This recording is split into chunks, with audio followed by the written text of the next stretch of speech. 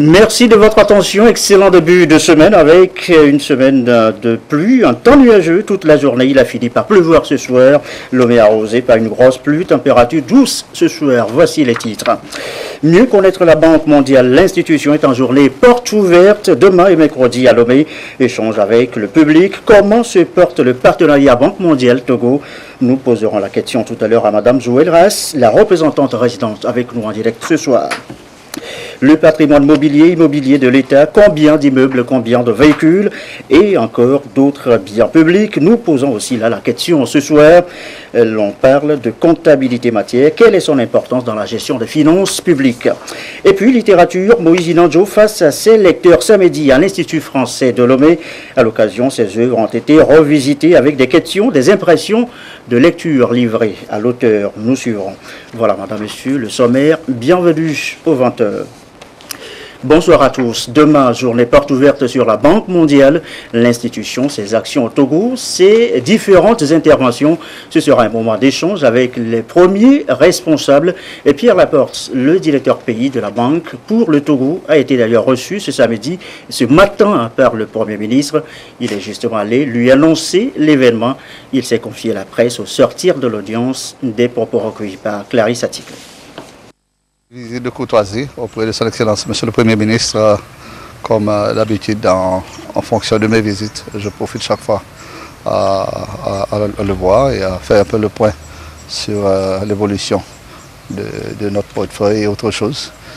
Et aujourd'hui, on a surtout discuté les préparatifs pour une journée de porte ouverte qui aura lieu demain au bureau de la Banque mondiale. On aura la présence des membres du gouvernement demain et on profite aussi pour inviter le public pour venir voir parce que là on va voir une exposition de tous les projets et de toutes les différentes initiatives qu'on fait ici au Togo et ça sera bien autant que possible que le public passe voir pour eux-mêmes pour mieux apprécier ce qu'on fait. Et voilà, demain donc, début de ces journées, portes ouvertes, demain, mardi et mercredi, 2 jours pour échanger avec les responsables de la banque, l'institution, ses actions, ses interventions, comment cela se fait, le partenariat avec le Togo. D'ailleurs, on en parle tout à l'heure avec Madame Joël Dehas, la représentante résidence. Elle est avec nous ce soir en direct. On va juste regarder ce sujet de Prudence Zissou sur les actions de la Banque mondiale au Togo et on en parle juste après.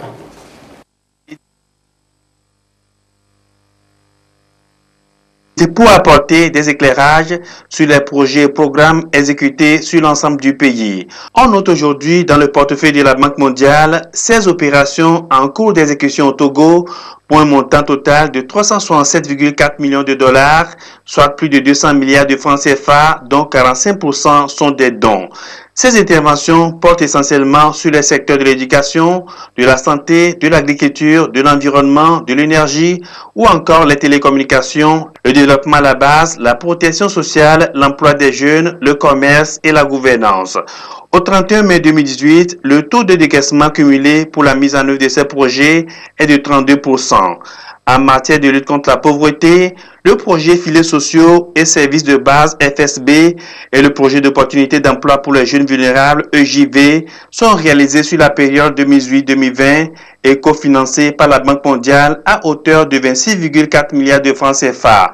131 000 personnes, dont 50% de femmes, bénéficieront du projet FSB axé sur le renforcement de l'accès des ménages et communautés pauvres aux infrastructures socio-économiques de base et filets sociaux. Le projet EJV va fournir à 14 000 jeunes Togolais des opportunités de création de revenus. Dans le domaine de l'enseignement supérieur, la Banque mondiale accompagne le Centre d'excellence régional des sciences aviaires afin de promouvoir la filière avicole tout en investissant dans la recherche. Le projet éducation et renforcement institutionnel Péri phase 2, mis en œuvre depuis 2015, permet d'améliorer la qualité de l'enseignement et de l'apprentissage au cours primaire. Que ce soit le projet d'appui au service de santé maternelle, infantile et de nutrition, le projet d'appui au secteur agricole PASA, le programme de productivité agricole en Afrique de l'Ouest, en passant par le programme WASIP Togo, le projet de développement et de gouvernance minière, la réforme du secteur de l'énergie, l'investissement dans la résilience des zones côtières en Afrique de l'Ouest, le RED+, et le projet d'appui à la gouvernance économique, la Banque mondiale est toujours aux côtés du Togo pour leur mise en œuvre. Les relations entre l'institution financière et le Togo se renforcent davantage au bonheur des populations togolaises. Au titre de cette année, la représentante résidente de la Banque mondiale a projeté une enveloppe en hausse et a décliné les secteurs prioritaires d'intervention au Togo, notamment les secteurs de l'énergie, des télécommunications, ainsi que la réforme fiscale et le programme d'investissement public. Les secteurs de la santé et de l'environnement, plus précisément de les régions côtières, seront pris en compte. Elle accorde en outre sa priorité au partenariat avec le Togo dans le contexte de l'amélioration du climat des affaires.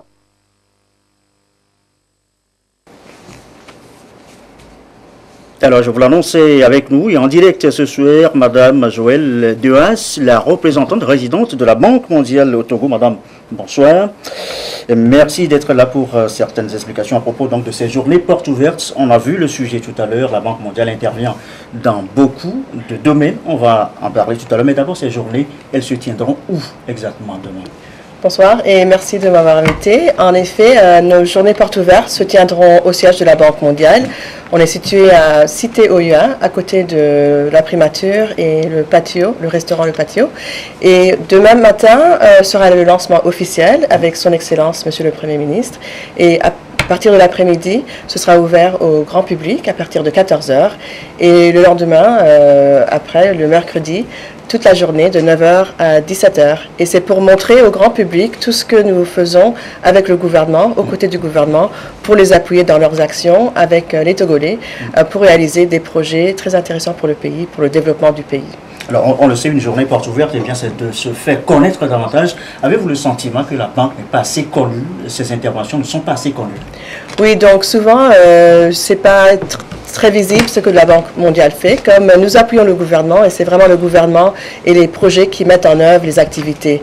Donc nous finançons en particulier les programmes dans la santé, l'éducation, dans tous les secteurs que vous avez montrés dans votre clip. Et souvent, les gens ne savent pas ce qui est financé par la Banque mondiale ou ce qui est financé par d'autres partenaires. Donc c'est une opportunité pour vraiment montrer les 16 projets et programmes que nous finançons, mais aussi des services avec lesquels on travaille, et montrer ce qu'ils réalisent, ce qu'ils font pour le bénéfice du pays, et vraiment montrer le concret de ce que nous faisons. Le public viendra à vous, c'est l'objet d'ailleurs de ces journées portes ouvertes. Alors il y aura, je ne sais pas, des expositions, des échanges de vidéos à montrer au public sur justement vos réalisations pour faire visible à cette occasion. Oui, tout à fait. Donc, nous aurons des stands pour tous les projets avec les responsables de projets, des bénéficiaires et des matériels pour montrer de visu tout ce que ces programmes font, que ce soit dans la santé, dans l'environnement, dans les télécommunications, les programmes fiscaux, même la cellule des climats des affaires. Donc, des informations et des opportunités d'échanger avec les responsables, comme j'ai dit, et aussi les bénéficiaires. On aura aussi des vidéos. Et beaucoup d'informations sur la Banque mondiale.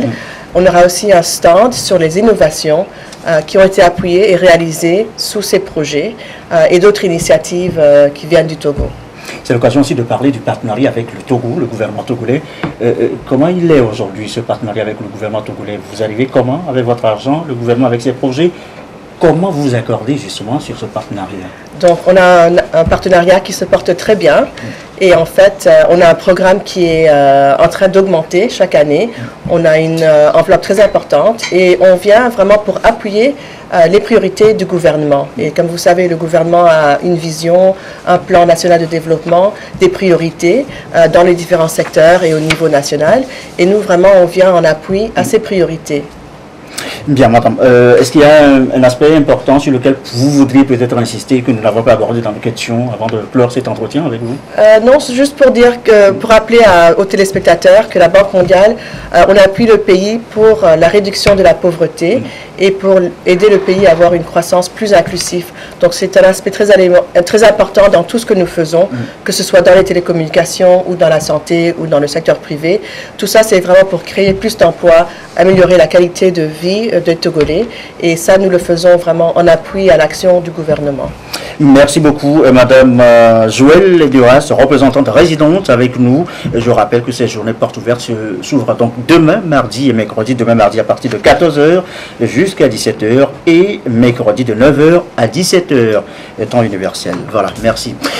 De l'essence comme marchandise à bord d'un avion, la chaise à motricité avec batterie ou encore des prélèvements médicaux. Le cas des maladies infectieuses, on l'a vu avec Ebola, ce sont là des marchandises dangereuses pour le transport aérien. Ça met la vie des passagers en danger, une menace aussi pour les biens, d'où d'ailleurs la nécessité d'une formation adéquate pour les professionnels du transport aérien. Séance justement ouverte ce lundi à Lomé pour les pays de l'UEMOA et la Mauritanie. J'ai les précisions, Honoré Modjou. La sécurité du transport aérien dépend de plusieurs paramètres, dont la nature des marchandises à bord des avions. Pour éviter les risques liés au transport des marchandises dites dangereuses de catégorie 6 et des produits radioactifs, l'Organisation internationale de l'aviation civile a édité des lois et des procédures à observer pour embarquer ces genres de marchandises. À cette session de formation de l'UEMOA ouverte à Lomé, les professionnels des aviations civiles de l'Union monétaire ouest africaine et ceux de la Mauritanie se forment aux techniques d'identification et d'emballage de ces marchandises dangereuses de catégorie 6. Les marchandises dangereuses, c'est des produits qu'on transporte par voie aérienne qui pourraient mettre en danger la sécurité du vol.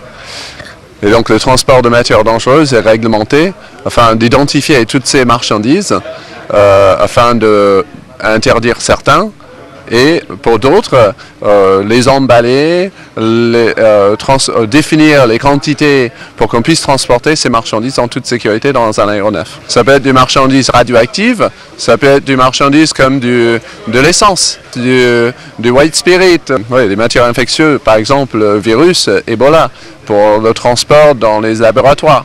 Le transport aérien des marchandises dangereuses obéit à une certaine réglementation. Alors pour faire face à cette réglementation, il faut former le personnel et maintenant ce personnel va mettre en œuvre cette réglementation. L'embarquement négligé de certaines de ces substances peut être source d'accidents et d'autres risques d'insécurité dans les avions. C'est ce qui justifie l'intérêt que les États africains accordent à la sécurité du transport aérien. Pas du parking en l'air.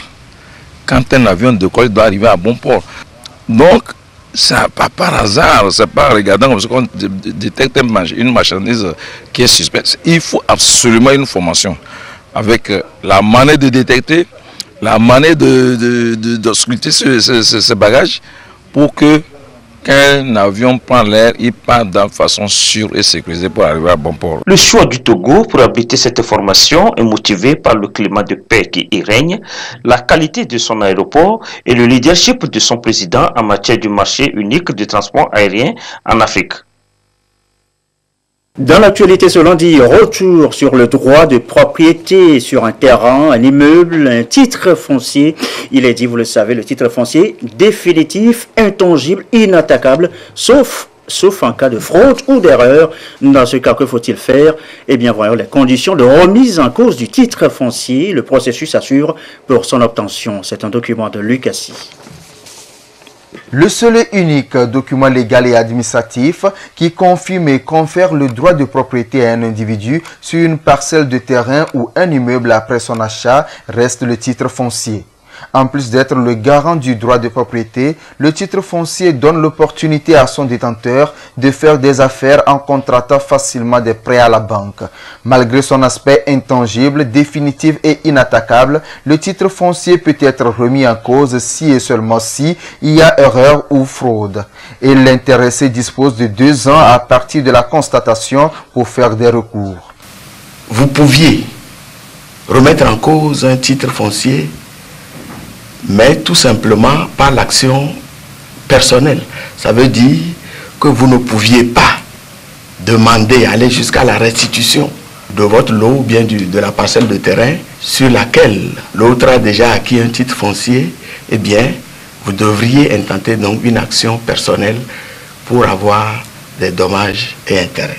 En ce qui concerne le nouveau code foncier, eh bien, le législateur a réaffirmé cette force du titre foncier en ouvrant cette fois-ci la possibilité donc de faire une action réelle dans 2 cas précis. Il s'agit donc en cas de fraude et en cas d'erreur. Ça voudrait dire quoi? 2 parties sont en conflit et pendant que l'affaire est traitée devant le tribunal, une partie s'arrange à obtenir un titre foncier alors même que l'affaire est pendante. Dans ce cas-ci, eh bien, possibilité est donnée de recourir, de faire une action réelle. Ou bien, la seconde possibilité, c'est qu'au moment de l'immatriculation, eh bien, il y a erreur. Erreur d'inscription, erreur due au bornage mal fait, etc. Eh bien, dans les 2 cas précités, eh bien, on peut saisir le conservateur pour faire soit une mutation du titre ou bien carrément une annulation du titre. L'autorité publique, à travers la direction des affaires domaniales et cadastrales, est la seule instance habilitée à délivrer le titre foncier. Il est obtenu suite à un processus de vérification pointu et surtout dans un délai raisonnable si tous les documents requis sont au point et les personnes ressources informées et disponibles. Tout requérant qui veut faire établir un titre foncier sur une parcelle, la personne doit d'abord adresser une réquisition au conservateur de la propriété foncière et des domaines. La réquisition, c'est une déclaration qu'il fait sur un papier déjà imprimé, mettant son nom, prénom, etc. Eh bien, vous joignez à cette réquisition 2 pièces fondamentales, c'est-à-dire le contrat d'acquisition donc de la parcelle et puis un plan de la parcelle rigoureusement établi par un géomètre agréé et homologué par les services de l'État. Alors, le conservateur fait étudier le dossier, votre dossier de demande d'immatriculation. Et si les pièces que vous avez jointes à ce dossier sont régulières, alors là, il vous le fait savoir. Vous payez donc les frais donc qui sont dus pour pouvoir faire la procédure. Et il procède immédiatement à l'insertion de votre réquisition dans le journal officiel de la République togolaise. Un extrait de cette réquisition, établi sous forme d'un placard, est immédiatement envoyé au greffe du tribunal de première instance de la localité pour leur signifier que un individu veut immatriculer un terrain. Au cours de l'affichage, pendant 3 mois, le titre peut être créé. Le nouveau code sur le foncier vient renforcer le pouvoir concédé au titre foncier. Il facilite la création d'un guichet pour alléger et annihiler toutes les fraudes relatives à l'établissement du titre foncier. Avec ces nouvelles dispositions, le nouveau code sur le foncier résout plus aisément les problèmes de double vente de terrain et de l'existence de double titre foncier une fois sa mise en application actée. Politique maintenant, Lomé la vie comme elle va et comme d'habitude. Et pourtant, l'opposition, la C14, comme on le dit, appelée à une opération Togo mort ce lundi. Tout le monde à la maison. Visiblement, il n'en est rien. Les Togolais ont plutôt vaqué à leurs occupations. Ce lundi, très nuageux finalement de pluie, comme nous le montre ce reportage de Essoram. Théo.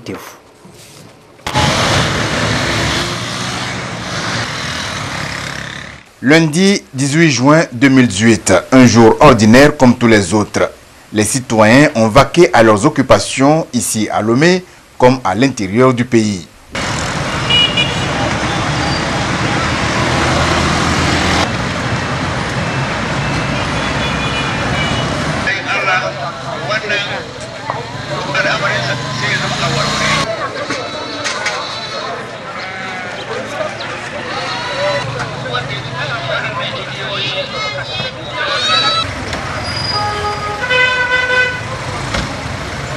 Vu l'ambiance et l'affluence dans les rues et services, entre 10h et 12h, on parvient à la conclusion suivante.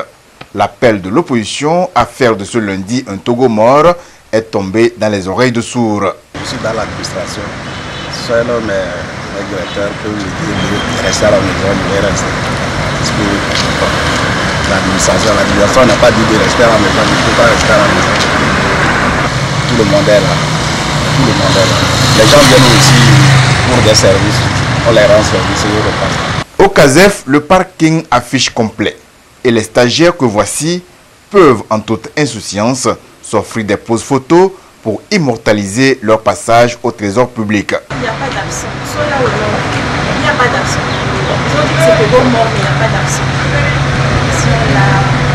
Dans les bureaux, le personnel de l'administration publique travaille avec entrain. Tous les agents sont présents. En venant de la maison, pour le service, je suis venu librement. Oui, tranquillement, sans problème. Je suis l'ancien, je suis aussi fonctionnaire. Donc, je suis venu au boulot. Donc, j'ai quitté depuis Atido Gomé. Je vois que la circulation me met dense et tout est normal. Au Togo, au fait, nous sommes dans un état de droit, un état démocratique. Chacun est libre de choisir son côté. Donc moi, je sais que le gouvernement n'a rien annoncé comme état de mort. Donc je suis le plus normal des choses. Tout le monde est présent. Aucune absence au service. Pas d'absence injustifiée à la direction générale du travail, nous dit le responsable des lieux. Non, à la direction générale du travail, je peux vous assurer que tous les inspecteurs du travail sont arrivés. Et ils sont tous à leur poste de travail. Donc, en conséquence, je pense que l'opération Tout le monde n'a pas été respectée. Moi-même, je suis arrivé très tôt et j'ai fait un tour. Après, j'ai refait le tour parce que tout le monde n'était pas arrivé quand même au moment où j'étais là. Donc, j'ai refait le tour et tout le monde est là. Et pour preuve, on a eu même des séances de travail cette matinée avec tous les collègues. Ceux qui ne sont pas là, c'est qu'ils sont en mission ou en congé. Les usagers sont arrivés comme d'habitude parce que le règlement des conflits qui était programmé, les rendez-vous ont été respectés et puis certains inspecteurs sont allés sur le terrain. Ici, au Grand Marché, l'animation est effective avec les va-et-vient des commerçants et clients. Sous le couvert de l'anonymat, un commerçant nous dit avoir entendu l'appel à observer Togo mort, mais que cet appel n'indiquait pas où aller prendre sa ration du jour. Les citoyens sortis vaquer à leur occupation ont fait leur le précepte selon lequel tu mangeras à la sueur de ton front. Et conscient du fait que seul le travail libère, ils ne demandent que plus de sécurité pour eux et pour leurs biens.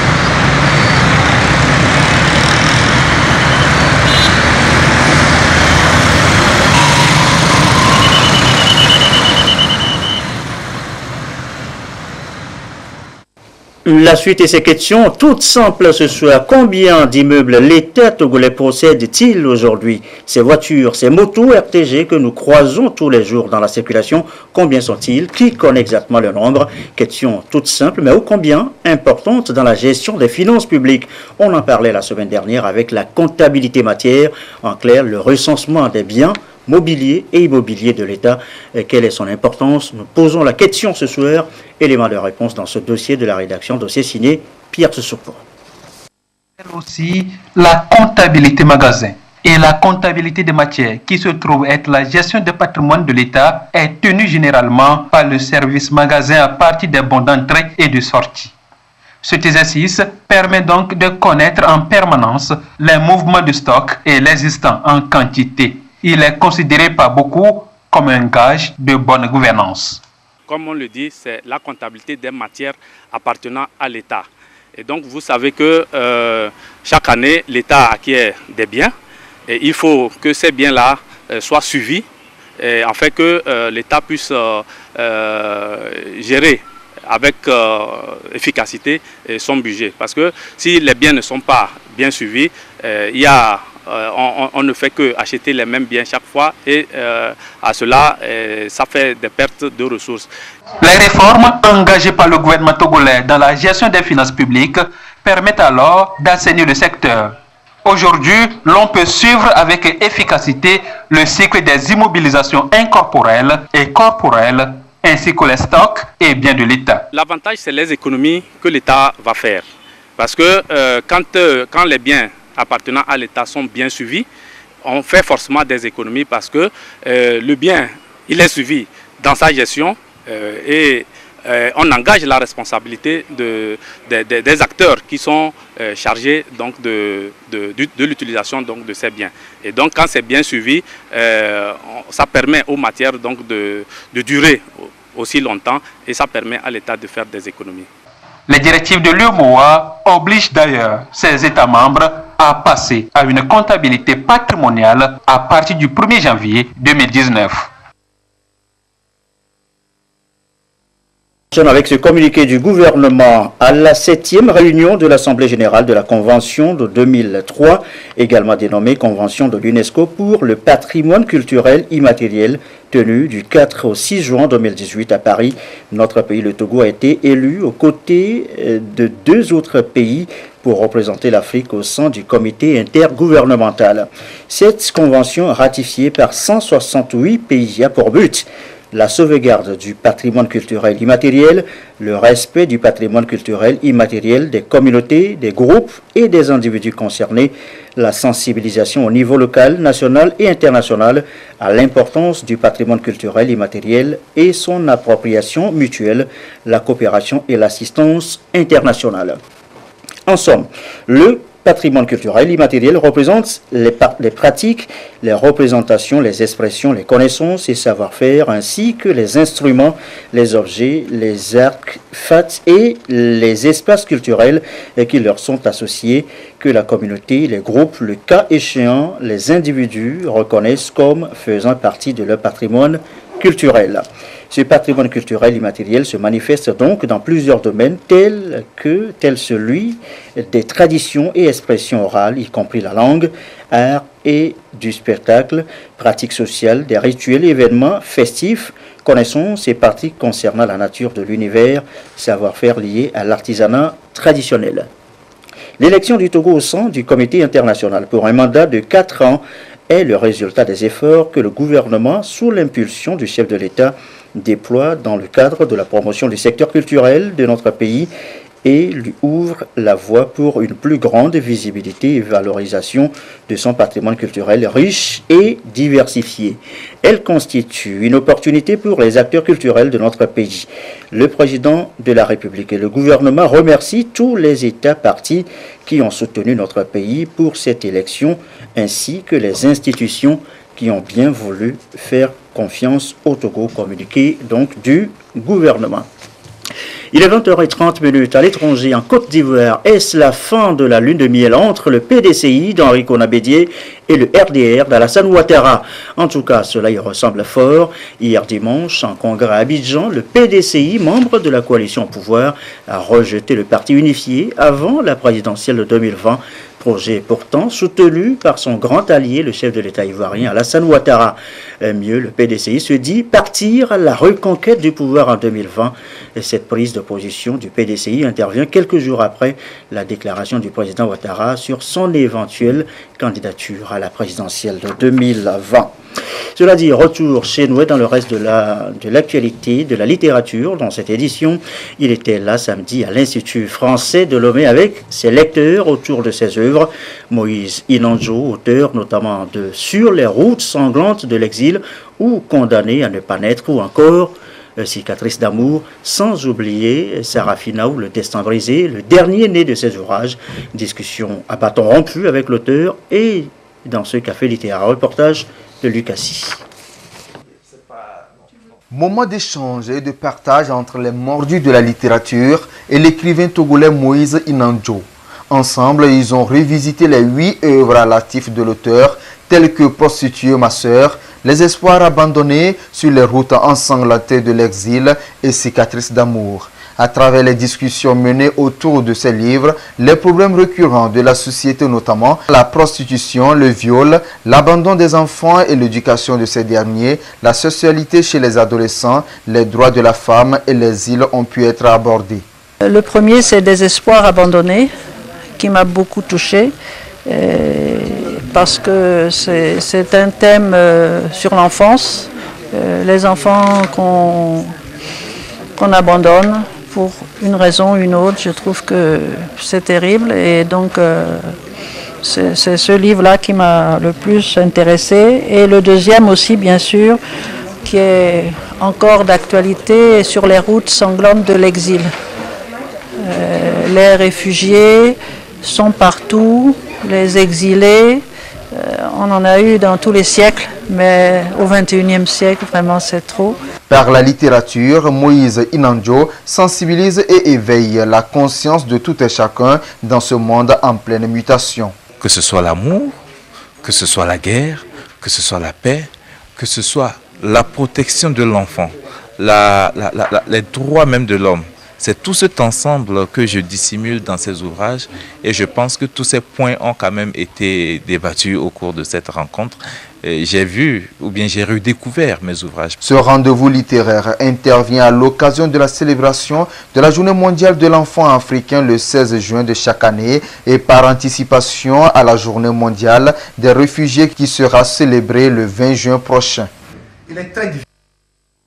Et puis un mot de football, de la Coupe du Monde de football, la Tunisie, sur laquelle reportaient tous les espoirs du continent. Et bien la Tunisie aussi a concédé une défaite ce soir pour son entrée en matière. Tunisie 1, l'Angleterre 2 finalement. Tous les espoirs se reportent donc sur le Sénégal qui joue demain, mardi. Voilà qui referme cette édition. Merci à vous qui nous suivez ce soir et particulièrement à Bassar et partout dans la région. Et comme d'habitude, toujours fidèlement, excellente soirée. Thank you.